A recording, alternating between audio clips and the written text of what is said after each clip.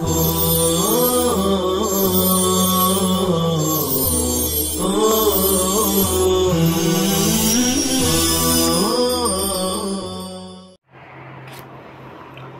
اللہ الرحمن الرحیم الحمدللہ رب العالمین والصلاة والسلام علی سید المرسلین وعلی آلہ وصحابہ الطیبین الطاہرین اما بعد وعنہ قال قال رسول اللہ صلی اللہ علیہ وسلم من آتاہ اللہ مالا فلم یؤدی زکاتہ مثل لہ مالہ یوم القیامہ شجاعا اقرع له زبیبتان یطوقه یوم القیامہ ثم یاخذ بلحظمتی یعنی شدقی ثم یقول انا مالک انا کنزک ثم تلا ولا یحسبن الذین یبخلون الآیہ رواہ البخاری۔ عزیز طلبہ، اس روایت میں بتایا جا رہا ہے کہ جو شخص نصاب کے بقدر مال رکھے، چاہے وہ جس نوعیت کا جس قسم کا بھی مال ہو، اور پھر اس میں سے اس کا حق نہ ادا کرے یعنی زکوٰۃ نہ دے، تو اس کا وہی مال قیامت کے دن انتہائی ڈراؤنا، خبیث، گنجا سانپ بنا دیا جائے گا، اور اسے اس کے گلے کا توق بنا کر لٹکا دیا جائے گا، اور وہی مال سانپ بن کر کے اس کے جبڑے اور اس کے دونوں باچھوں کو نوچے گا، پکڑے گا، اس کے ڈنک مارے گا۔ زکوٰۃ نہ دینے پر اتنی سخت وعید ہے کہ یہی مال جس کو اتنا محبوب سمجھتا تھا وہ اس کے لیے انتہائی سخت وبال بن جاوے گا۔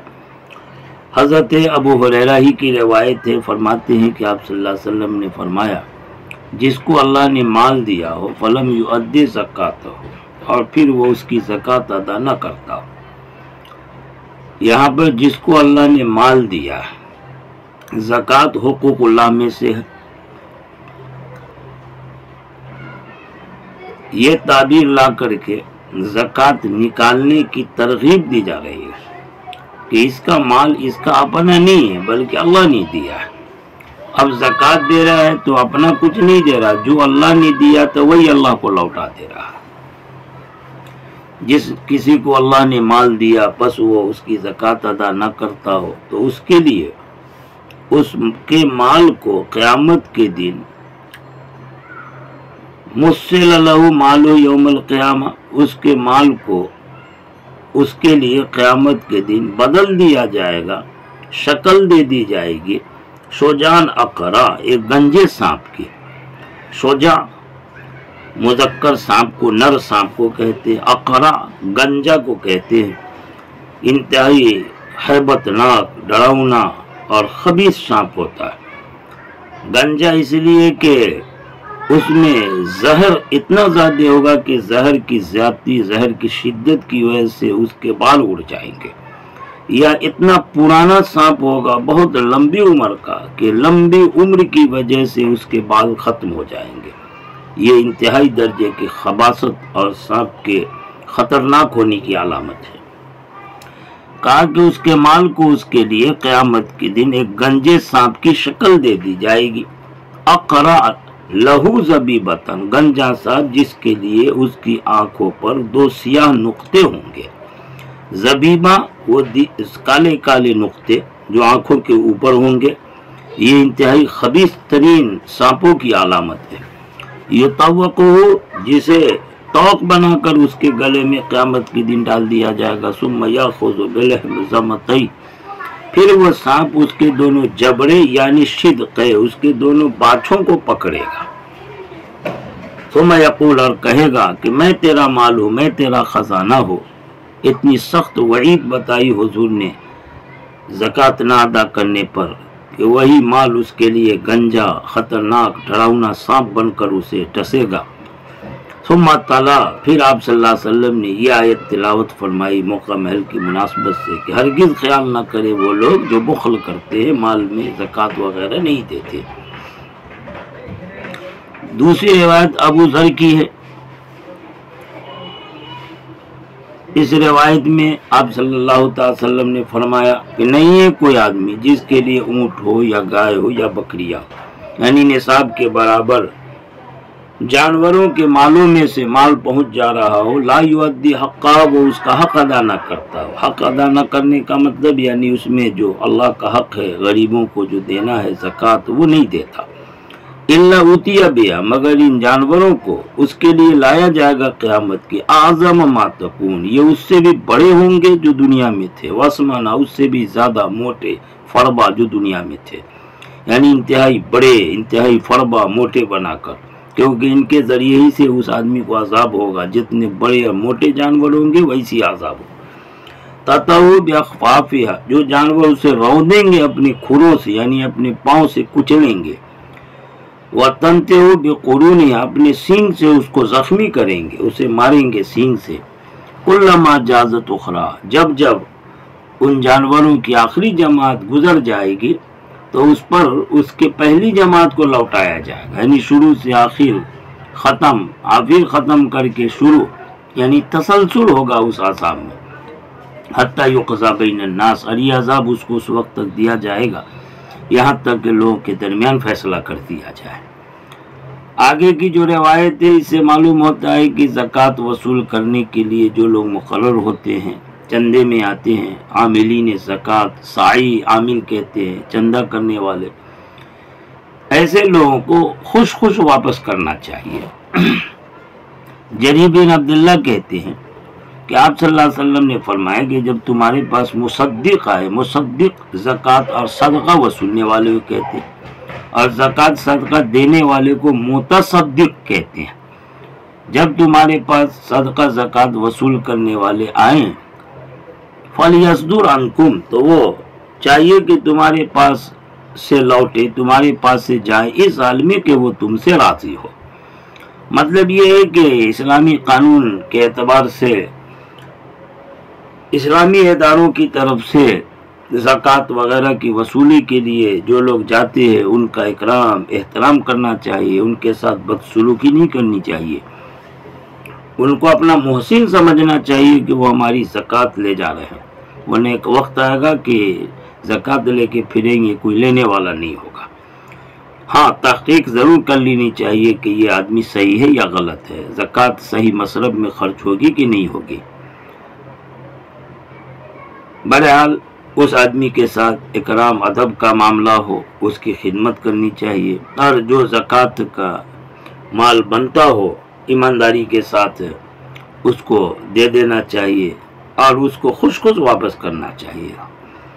یہ اسلام کی خصوصیت ہے کہ اس کا نظام بڑا عدل و انصاف پر محمول ہے۔ ہر آدمی کو اسلام اس کی اپنی ذمہ داری کا احساس دلاتا ہے۔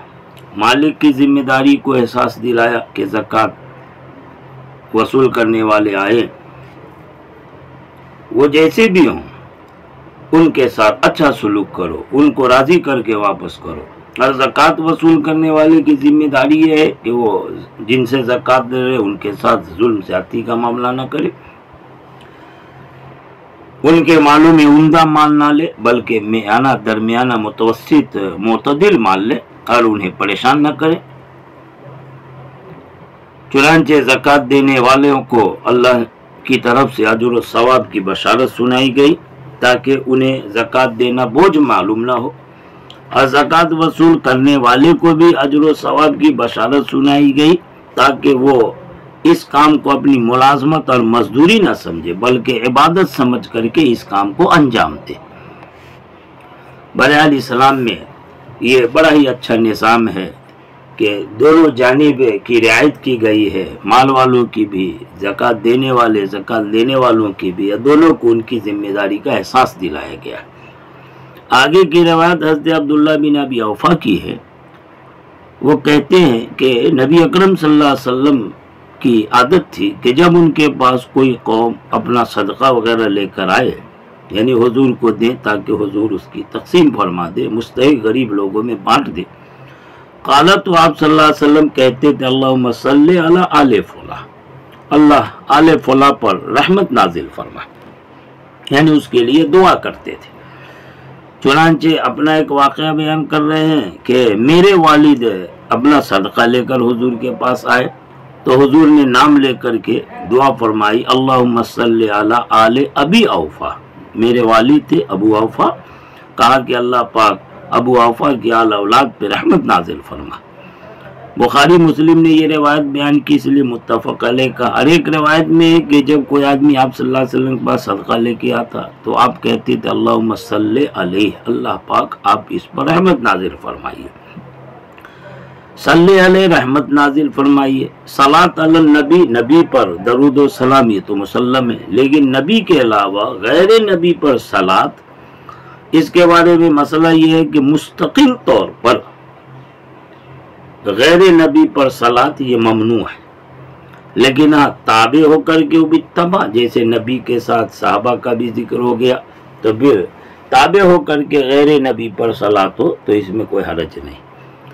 دوسری یہ کہ آپ صلی اللہ علیہ وسلم پر جو صلاۃ ہوگی نبی پر وہ رحمت مقرونہ بالتعظیم کے معنی میں، اور غیر نبی کے لیے جو صلاۃ ہوگی وہ صرف رحمت کے معنی، مطلق رحمت مقرونہ بالتعظیم، تعظیم کے ساتھ ملے ہوئی عظمت والی رحمت نہیں۔ فرق مراتب کے اعتبار سے فرق ہو جائے گا صلاۃ میں۔ بہرحال یہ مسئلہ نبی کے علاوہ امت کے حق میں کہ وہ مستقل کسی غیر نبی پر صلاۃ و سلام درود نہیں بھیج سکتا، ہاں تبعاً ہو، نبی کے ساتھ تابع ہو کر ذکر آیا کہہ دیا تو اس میں کوئی حرج نہیں ہے۔ بہرحال یہ حکم امت کے لیے ہے، لیکن یہاں پر آپ صلی اللہ علیہ وسلم نے خود صلاۃ بھیجا ہے۔ آپ صلی اللہ علیہ وسلم نے کہا اللہم صلی علیہ، اللہم صلی علی آل فلاں، اللہم صلی علی آل ابی اوفا، تو آپ صلی اللہ علیہ وسلم نے خود ہی جب صلاۃ کے الفاظ استعمال فرما دیے تو معلوم یہ ہوا کہ اس حکم سے آپ صلی اللہ علیہ وسلم کی ذات مستثنیٰ ہے، یعنی یہ آپ کی خصوصیت میں سے ہے کہ آپ غیر نبی کے اوپر اگر صلاۃ بھیجے، صلاۃ کا لفظ اس کے لیے استعمال کرے تو آپ کے لیے جائز ہے، تو یہ نبی کے لیے نہ کہ غیر نبی کے لیے۔ بہرحال صدقہ لینے والے کو چاہیے کہ صدقہ دینے والے کے لیے خوب دعا کرے تاکہ اس کا دل مطمئن ہو، خوش ہو، اسے جزاک اللہ کہیں، اللہ آپ کو اجر عطا فرمائے، جس طرح سے بھی دعا ہے، تاکہ اس کو یہ احساس رہے کہ میرا مال جو گیا ہے یہ زبردستی میں نہیں گیا ہے، بلکہ اس کے بدلے میں مجھے اللہ کے یہاں بہت کچھ ملنے والا ہے۔ اس طرح اسے احساس رہے، زکوٰۃ دینے میں رضا و رغبت اس کے اندر پائی جائے، وہ زکوٰۃ ادا کرنے میں بوجھ محسوس نہ کرے، دل میں تنگی محسوس نہ کرے۔ جب اس طرح دعا دیں گے اور دل سے دعا دیں تو انشاءاللہ تعالی زکوٰۃ کا سسٹم بڑا اچھا رہے گا۔